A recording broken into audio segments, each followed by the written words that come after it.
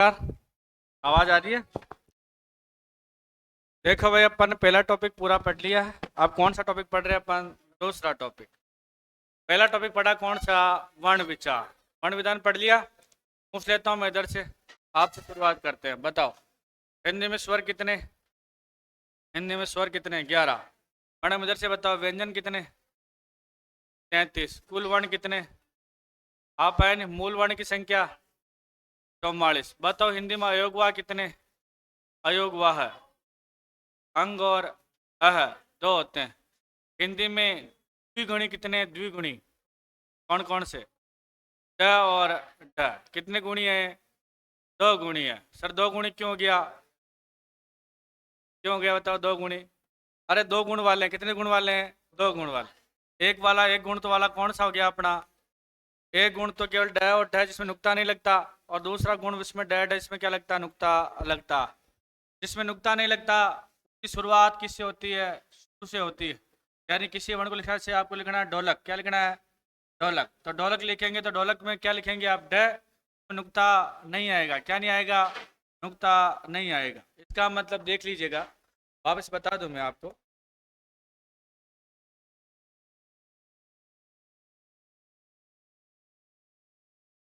देखो दो वर्ण अपने पास, एक का तो ये ड है और एक ये ड। दो ये हो गए ना। और दो कौन से वर्ण अपने पास? एक तो ये वाला ड और एक ये वाला ड। ये दो रूप चलते हैं हिंदी में। कितने रूप चलते हैं? दो रूप। इसके कितने गुणी हो गए? ये दो गुणी। ये एक तरह की फोर व्हीलर है। कितने व्हीलर है बताओ? फोर व्हीलर है, क्योंकि इसके कितने रूप हो गए? दो दो रूप हो गए। इससे जो रूप चलता है ये हमेशा शब्द के प्रारंभ में आते हैं। किससे आते हैं? शब्द का प्रारंभ। इनसे किसी शब्दों का प्रारंभ नहीं होता। क्या नहीं होता? प्रारंभ नहीं होता, किसी शब्द का नहीं होगा। अगर आप लिखना चाहो डमरू, क्या लिखना चाहो? डमरू, तो डमरू आप ऐसे लिखेंगे, ये डमरू आपका क्या रहेगा? राइट रहेगा। अगर आपको लिखना है ढक्कन, क्या लिखना है? ढक्कन, तो ढक्कन कैसे लिखेंगे आप? ढक्कन, ये आपका राइट रहेगा। अगर आपने गलती से इसमें क्या लगा दिया? नीचे बिंदु, तो आपके 2.5 नंबर कट हो जाएंगे। क्या हो जाएंगे? 2.5 नंबर कट। ये ढक्कन ले जाएगा आपको, ढक्कन लगा देगा आपके 2.5 नंबर पर। तो ये ध्यान रखने वाली बातें हैं कि इन वर्णों से किसी भी वर्ण की शुरुआत नहीं होती है। किन से नहीं होती है? इनसे। इनसे हमेशा शुरुआत होती है, प्रारंभ में पाए जाएंगे। इसलिए ढक्कन ये वाला गलत है और ये वाला ढक्कन क्या हो गया अपना? सही हो गया। इसलिए अपन को ढक्कन नहीं बनना है, अपन को हिंदी सही तरीके से पढ़नी है। समझ में आया? तो अगर आप डमरू लिख रहे हैं, आप ढोलक लिख रहे हैं और आपने ढक्कन लिखा है, तो प्रारंभ में कभी भी नुक्ता नहीं आता। सर ये नुक्ता आता कहाँ है? तो ये नुक्ता हमेशा या तो मध्य में आएगा। कहाँ आएगा? मध्य में। क्या कहाँ आता है? अंत में आता है। कहाँ आता है? अंत में। लेकिन जहाँ जरूरत हो वहाँ आता है, जहाँ जरूरत हो वहाँ आता है। जैसे अगर आपको लिखना है सड़क, क्या लिखना है आपको? सड़क, तो क्या आएगा इसमें? नुक्ता आएगा। लेकिन आपको लिखना है क्या? बूढ़ा, क्या लिखना है? बूढ़ा, तो क्या आएगा इसमें? नुक्ता आएगा। क्या आएगा? नुक्ता। अगर ये देखो बूढ़ा था इसलिए बूढ़ा के अंत में नुक्ता आया। अगर ये बूढ़ापा होता है, क्या होता? बूढ़ापा, तो कहाँ आ जाता नुक्ता? बीच में। इस प्रकार एक विशेष बात मैं आपको बता रहा हूँ कि ये केवल हिंदी की परंपरा है। किसकी परंपरा है? हिंदी की, जिसमें नीचे क्या लगता है? नुक्ता। तो जिनमें नीचे नुक्ता लगता है वो अधिकांश सब तद्भव होते हैं। क्या होते हैं? तद्भव होते हैं। क्या होते हैं? तद्भव। लेकिन आजकल लोग तत्सम को भी क्या लिख रखे हैं? तद्भव। जैसे दो शब्द मैं आपको बता दूं कि ये रूढ़ शब्द है। कौन शब्द है? रूढ़। ये रूढ़, हालांकि ये गलत है, क्योंकि संस्कृत का रूढ़ जो होता है उसमें नुक्ता नहीं आता। क्या नहीं आता? नुक्ता। ये भी रूढ़ सही है और आज की दौर में ये भी रूढ़ सही है, लेकिन इनमें अंतर हो गया। इसको अपन क्या कह देंगे? तत्सम में सॉरी, इसको क्या रखेंगे अपन? तद्भव में। और उसको किस में रखेंगे अपन? तत्सम। ये तद्भव हो गया और ये क्या हो गया अपना? तत्सम हो गया। इस प्रकार सर क्यों? क्योंकि संस्कृत में कभी नुक्ता नहीं लगता। किस में नहीं लगता है? संस्कृत शब्दों में नुक्ता का प्रावधान नहीं है, केवल हिंदी की देन है। ये थोड़ा छाटना पड़ जाए तो अधिकांश शब्द जिसमें नुक्ता लगता है वो तद्भव की देन है। किसकी देन है? तद्भव। किसकी देन हो गई? हिंदी की देन हो गई। इस प्रकार वो किसके शब्द हो गए अपने? हिंदी के तद्भव शब्द हो गए। और इसी पर अपन चर्चा कर रहे हैं आज। देखिएगा दूसरा जो टॉपिक है अपना, शब्द विचार। क्या विचार है? शब्द विचार। शब्द विचार में बहुत सारी बातें अपन करने वाले हैं कि दो या दो से अधिक वर्णों के सार्थक मेल को क्या कहते हैं? शब्द कहते हैं। हालांकि हिंदी की अगर बात करें कि सबसे हिंदी का सबसे छोटा वर्ण होता है उसको कहते हैं वर्ण। हिंदी में सबसे छोटी बात करें तो सबसे छोटा उसका क्या नाम हो गया? ध्वनि। ध्वनि से क्या बनता है? वर्ण। और वर्ण से क्या बनता है? अक्षर। और अक्षर से क्या बनता है? शब्द। और शब्द से क्या बनता है? पद। और पद से क्या बनता है? वाक्य बनता है। क्या बनता है? वाक्य। हिंदी में सबसे छोटी इकाई उसका नाम ध्वनि है, लेकिन ध्वनि को लिखा नहीं जा सकता, केवल उसको सुना जा सकता। इस प्रकार अलिखित रूप में रहती है कौन? ध्वनि। लेकिन भाषा का लिखित रूप में अगर सबसे छोटा रूप है भाषा का लिखित रूप में, तो उसका नाम है क्या? वर्ण। ये भाषा की लिखित रूप से सबसे छोटी इकाई है। सबसे कौन सी इकाई है? सबसे छोटी। कौन सा रूप है इसका? लिखित रूप है, तो सबसे छोटी इकाई है। सबसे छोटी इकाई है। और ये भाषा का कौन सा रूप है? लिखित रूप, वर्ण। सर वर्ण होता क्या है समझिएगा। जैसे मैंने ये क लिखा, क्या लिखा है? क लिखा। इस क में ये क एक तरह का अक्षर है, इसको वर्ण करेंगे तो ये का आधार इसमें क्या है? अ है। अब इसके टुकड़े नहीं हो सकते। क्या नहीं हो सकते? टुकड़े नहीं हो सकते, इसलिए क्या दोनों वर्ण है। इसलिए ध्वनि से क्या बनता है? वर्ण। वर्ण से क्या बनेगा? सर अक्षर किसे कहते हैं? स्वरांत व्यंजन को अक्षर कहते हैं। किसको? स्वरांत व्यंजन। सर स्वरांत व्यंजन को अक्षर कैसे कहते हैं? देखो संधि कर लो। इसकी संधि करेंगे तो स्वर प्लस अंत, क्या लिख दिया मैंने? स्वर प्लस अंत क्या बनता है? स्वरांत बनता है। यही तो है। जिस वर्ण के पीछे स्वर से अंत हो जाए उसे क्या कहते हैं? अक्षर कहते हैं।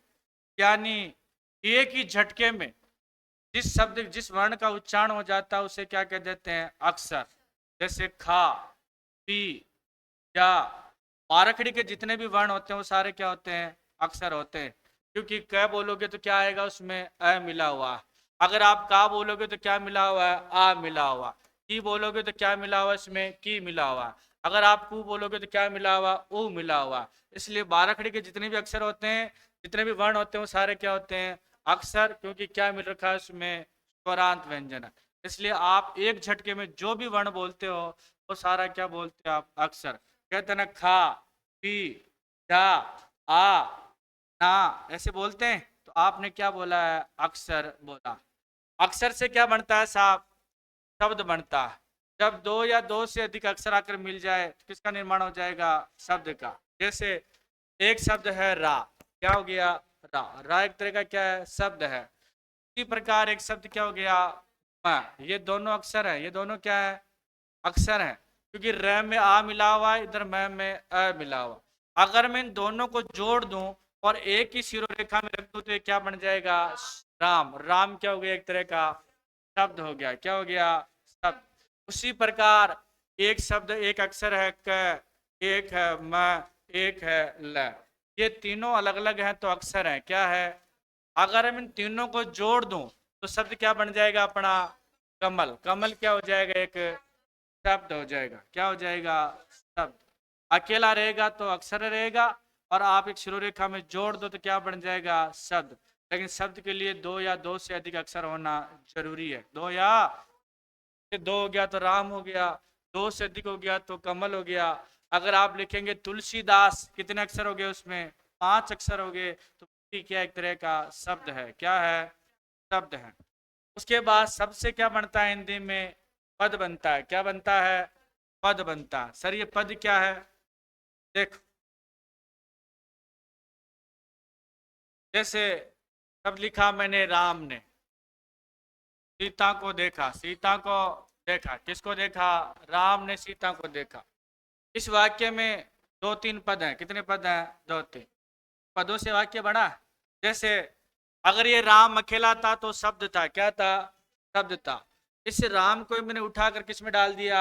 वाक्य में। है तो यहाँ पर भी राम ही है, लेकिन यहाँ शब्द ना होकर क्या बन गया? कर्ता पद। क्या बन गया? कर्ता पद। ये पद की भूमिका में आ गया। क्या हो गया? कर्ता पद हो गया। उसी प्रकार सीता बात की जाए तो ये सीता है। क्या है? ये सीता है। सीता अकेली है तो केवल शब्द है, लेकिन वाक्य में डाल दिया जाए तो ये यहाँ किसका काम कर रही है? कर्म का। इसलिए कौन सा पद हो गया? ये कर्म पद। और देखना क्या है? क्रिया। ये कौन सा पद हो गया? क्रिया पद। इस प्रकार दो पदों से अधिक यानी कर्ता पद और क्रिया पद से मिलकर ही क्या बनता है? वाक्य बनता है। क्या बनता है? वाक्य बनता। और हिंदी का सबसे छोटा वाक्य, उसका नाम है मैं हूँ। क्या हो गया? मैं हूँ। अपूर्ण वाक्य, मैं और हूँ। सर इसमें मैं में कर्ता पद भी है और हूँ में क्रिया पद भी है, लेकिन वाक्य थोड़ा अपूर्ण है। मैं हूँ, भाई मैं कौन हूँ ये पता नहीं, लेकिन मैं हूँ जरूर। तो ये हिंदी का सबसे छोटा वाक्य है, बहुत छोटा है, इसमें कर्ता भी और इसमें क्रिया भी है, इसलिए क्या बन गया? एक तरह का वाक्य। वाक्य उसे कहते हैं इसमें कर्ता और क्रिया मौजूद हो, यानी उद्देश्य और विधेय क्या हो? मौजूद हो, उसे क्या कहते हैं? वाक्य कहते हैं। इसलिए हिंदी की शुरुआत होती है अलिखित रूप से, सबसे छोटी इकाई है ध्वनि। एक बार महिला पर्यवेक्षक में पूछा गया था हिंदी की सबसे छोटी इकाई कौन सी है? ऑप्शन ए ध्वनि, ऑप्शन बी वर्ण, ऑप्शन सी अक्षर, ऑप्शन डी शब्द। बताओ अपना उत्तर। हमेशा लिखित रूप उत्तर ही क्या होता है? राइट होता है, इसलिए उसका उत्तर क्या था? वर्ण। लिखित रूप से कौन सी होगी? वर्ण, सबसे छोटी। अलिखित पूछता तो क्या हो जाएगी? ध्वनि होती, वो लिखित रूप है। लेकिन भाषा की जो सुनो, अर्थ की दृष्टि से, मेरा दूसरा प्रश्न है, अर्थ की दृष्टि से भाषा की सबसे छोटी इकाई कौन सी है? अर्थ की दृष्टि से बताना कौन सी होगी? शब्द होगी। कौन सी होगी? शब्द होती है। किसकी दृष्टि से? अर्थ की दृष्टि से। जैसे कैसे सर? जैसे हमने लिखा जलज, क्या लिख दिया? जलज। जलज का मतलब क्या होता है? क्या होता है जलज का मतलब? कमल होता है। क्या होता है? क्योंकि जल में क्या ले लिया जिसने? जन्म। और जो जल में जन्म ले लेता है इसे रूढ़ हो गया क्या? कमल के लिए। क्या अर्थ हो गया इसका? कमल हो गया। इसका मतलब अर्थ किसका आया? केवल शब्द का आया। अगर मैं यहाँ जलद कर देता, क्या कर देता? जलद, तो क्या अर्थ हो जाता? बादल हो जाता। क्या अर्थ हो जाता? क्या मतलब शब्दों का क्या होता है? अर्थ होता। ये अर्थ की दृष्टि से अगर सबसे छोटी इकाई है तो उसका नाम क्या हो गया? केवल शब्द। लेकिन पूछा जाए वाक्य की पूर्णतः इकाई, जो भाषा का वाक्य का पूरा पूरा अर्थ देती है, उसका नाम क्या है? वाक्य। क्या होगा? वाक्य। ये सबसे पूर्णतः इकाई है, भाषा की पूर्णतः इकाई, जो पूरा पूरा क्या दे? अर्थ दे, उसका नाम क्या हो गया? वाक्य। मैं कहूँ भाई राम घर जा रहा है, पूरा पूरा उत्तर आ रहा है, कहाँ जा रहा है बताओ? घर जा रहा। इस प्रकार इसके तीन तीन प्रश्न है और तीन क्या हो गए? उत्तर। सबसे पहले कि भाषा की लिखित रूप से सबसे छोटी इकाई का नाम क्या हो गया? वर्ण। अर्थ की दृष्टि से भाषा की सबसे छोटी इकाई का नाम क्या हो गया? शब्द। और भाषा की सार्थक इकाई का नाम क्या हो गया? वाक्य। और हम आगे चल रहे हैं, इस प्रकार से बहुत सारे शब्द अपन ने देखे। हमारे सामने दो शब्द आए हैं। एक तो ये आया है सीता,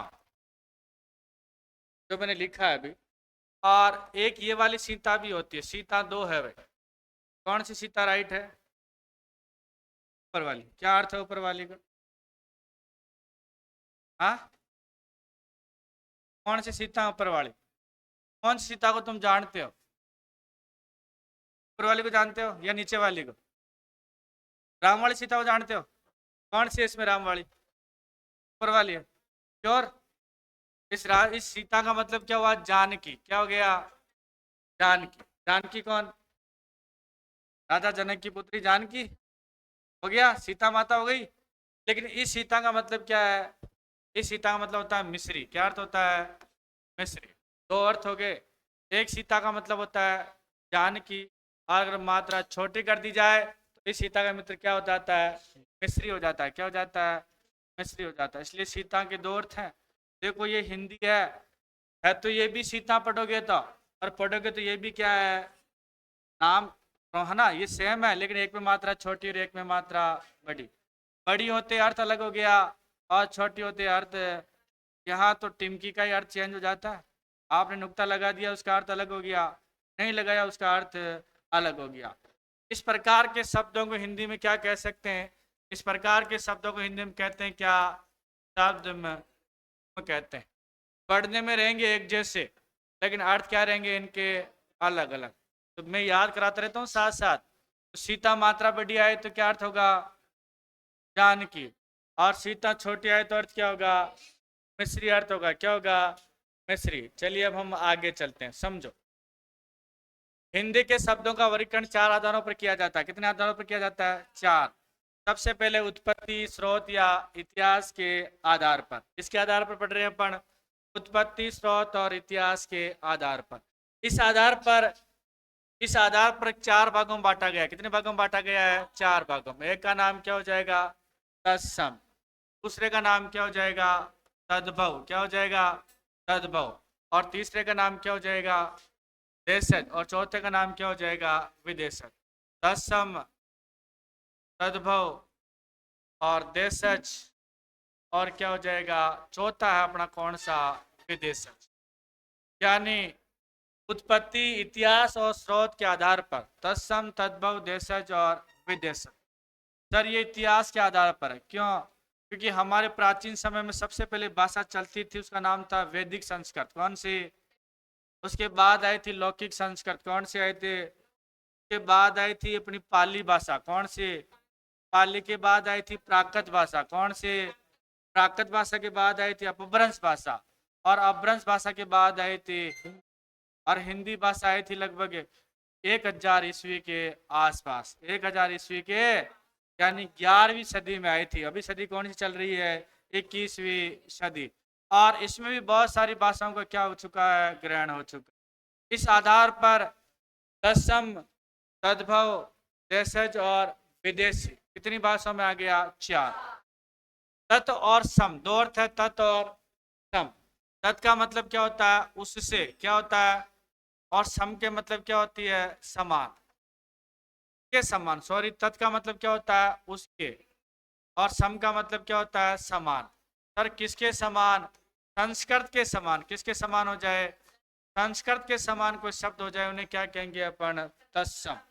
जो संस्कृत भाषा के वो क्या हो गए अपने? तत्सम। तद मतलब होता उससे, और भव का मतलब होता उत्पन्न। उससे भव मतलब क्या होगा? उत्पन्न। सर किससे उत्पन्न है? संस्कृत से उत्पन्न है। संस्कृत का बिगड़ा हुआ रूप क्या कहलाएगा? हिंदी। क्या कहलाएगा? हिंदी। उन शब्दों को क्या कहते हैं? तद्भव। क्या कहेंगे? तद्भव। और तीसरी बात है देशज। कौन सा हो जाएगा? देशज का, देश का मतलब होता है क्षेत्र विशेष, और जय का मतलब होता है जन्म लेने वाला।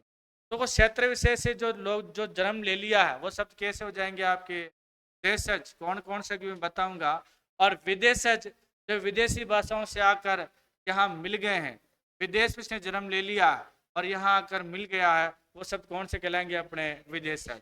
जैसे अंग्रेजी है जापानी है, अरबी है, फारसी है।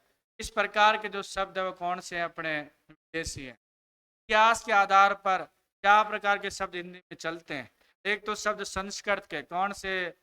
एक शब्द जो संस्कृत का बिगड़ा हुआ रूप आ गया किसमें? हिंदी में, वो क्या कहलाया? तद्भव। एक जो हम जहाँ रहते हैं स्थान विशेष से कोई शब्द रूढ़ हो जाते हैं, और रूढ़ हुए शब्द आगे वो कौन से हो गए? देशज। और एक वो शब्द जो विदेशियों का भारत पे अधिकार रहा है, और अधिकार रहने से वो जो शब्द हैं वो यहाँ आ गए हैं, उसको क्या कहते हैं? विदेशज। जैसे अंग्रेज यहाँ आ गए थे तो थोड़ी बहुत अंग्रेजी छोड़, अरबी फारसी आक्रमण यहाँ हुए तो थोड़ी बहुत अंग्रेजी अरबी और फारसी छोड़ गए।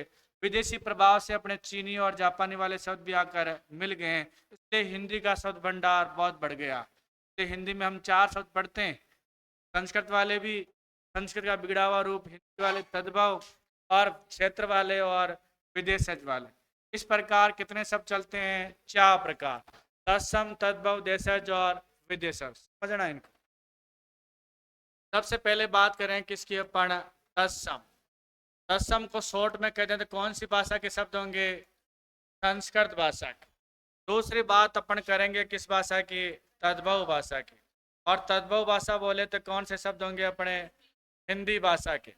और तीसरा शब्द होगा अपना कौन सा? देशज। कौन सा हो जाएगा? देशज, जो क्षेत्र विशेष से ऑटोमेटिक रूढ़ हो गए, जिनका उत्पत्ति का हमें कोई पता नहीं है, जिनकी व्याकरण हमें पता नहीं है। और चौथा, न चाहते हुए भी आकर मिल गए, वो क्या कहलाए? विदेशज। क्या कहलाए? विदेशज। तो 2 बात क्लियर है। तत्सम बोले तो संस्कृत, और तद्भव बोले तो हिंदी। कुछ बताऊंगा मैं उदाहरण कैसे। देखो लंबे समय के इतिहास जब चेंज होता है तो कुछ परिवर्तन आता है। कहते हैं कि भाई हमारे भी पहले पूंछ हुआ करती थी और हम भी वानर जैसे चलते थे, ठीक नहीं थे। जब हम आदि मानव हुआ करते थे, चलते थे ना। पढ़ा है मानव का इतिहास, आदि मानव विकसित हुआ है और धीरे धीरे आज वाला ये मानव क्या हो गया, विकसित हो गया। वो वाली पूंछ आपकी क्या हो गई है, लुप्त हो गई है। बहुत सारी